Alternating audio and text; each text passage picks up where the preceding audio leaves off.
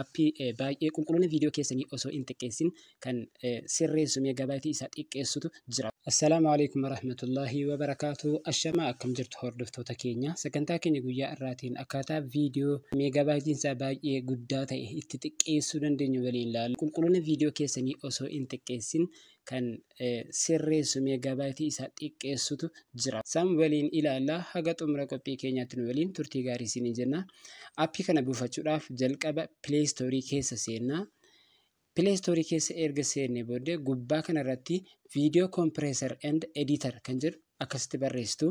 Eega barreessitanii booda search gootu bakka kanatti. Gosa baay'eetu jira. Achi keessa ol deemtanii ilaaltu Video Compressor and Editor kan jedhu jira. Isarratti tuqattu kunoo argaa jirtu yoo ta'e viidiyoo kunoo akkasitti ni jira. Gadi tuqattu. Erga tuqattanii anamma install godheen jira waan ta'eef kallattiidhuma anan banaa. Kanaaf sana booda open jettanii banattu. Open erga jettanii booda kunoo akkuma gubbaarraa argattan Video Compressor and Editor kan jedhu jira. Asirraa jalqaba bakki isin dhufuu qabdan wantoota baay'eetu jira. Copies gochuu ni danda'a. Akkasuma immoo wantoota baay'ee hojjechuu danda'a asirratti. Fakkeenyaaf fast compressor, advanced compression, convert format illee jijjiiruu ni danda'a. Viidiyoo to'atu, viidiyoo irraa gara sagalee waan baay'ee hojjetaa jechuudha. Trim gochuu illee ni danda'a. Akkasumas viidiyoo keessan crop gochuu ni danda'a. Speed isaallee adjust gochuu ni dandeessu jechuudha.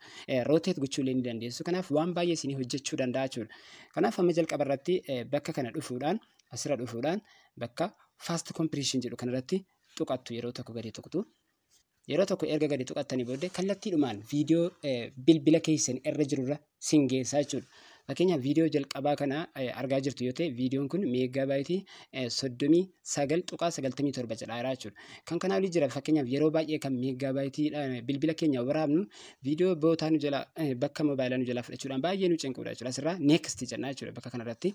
Sana booda bakka kana argaa jirtu yoo ta'e small file, medium file, large file jedhee jira jechuudha. Kanarraa good quality and resolution jedha 50 of original resolution %50 original resolution isaa godheetiyyuu quality isaa bareedaa kan ta'ee fi akkasuma resolution isaa bareedaa kan ta'e irratti nuuf ka'a asirratti keeyattu akkasuma large file irra gochuu dandeessu jechuudha. Kan biraamoo itti aansuudhaan bakka compress jedhu kan argaa jirtu compress bakka jedhu kanarratti tuqattu jechuudha. Compress bakka jedhu irratti erga tuqattanii booda haga inni xumurutti ni eeggattu. Fakkeenyaaf bakka kanarratti argaa jirtu yoo ta'e kunoo meegaabaaytii 39 jedhaa jira. Meeqatti akka inni jijjiiru walumaan ilaalla. Haga inni xumurutti ni eeggattu. Bilbilli keenya akkuma beekamu viidiyoo kallattiifaa yeroo waraabnu GB'n isaa yookiin meegaabaayitiin isaa baay'ee ol ka'a. Daqiiqaan isaa baay'ee gadi bu'aadha. Appiin kun akkasitti bilbilli keessanillee akka hin guunneef baay'ee kan isin tajaajiludha waan ta'eef hordoftoota keenya TikTokii keenya follow gochuudhaan liinkii YouTube keenya illee irraa subscribe gochuudhaan seenaatii wantoota teekinooloojiin wallaalatu fayyadamaa isiniin jenna. Egaan amma xumuree jira. Kanaaf appii ammaa kana meeqatti naannessisa jedhu waliin haa ilaallu. Akkuma argaa jirtan asirraa jalqaba kun asirratti meegaabaaytii 37.16 ture jechuudha. Meeqatti akka naannesse immoo ni ilaalla. Gara gadi irratti compressed kan ta'e complete jedhee dhufee jira. Bakka kanarratti isinitti agarsiisa.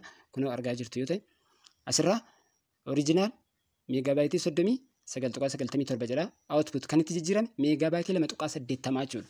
Baay'ee waan nama ajaa'ibudha appiin kuni. Akkaataa kanaan viidiyoo keessan meegaabaaytii isaadha utoo qulqullinni isaadha akkasuma immoo resolution isaadha gadi hin bu'in kallattiidhaan sirreeffachuu dandeessu. Isin jenna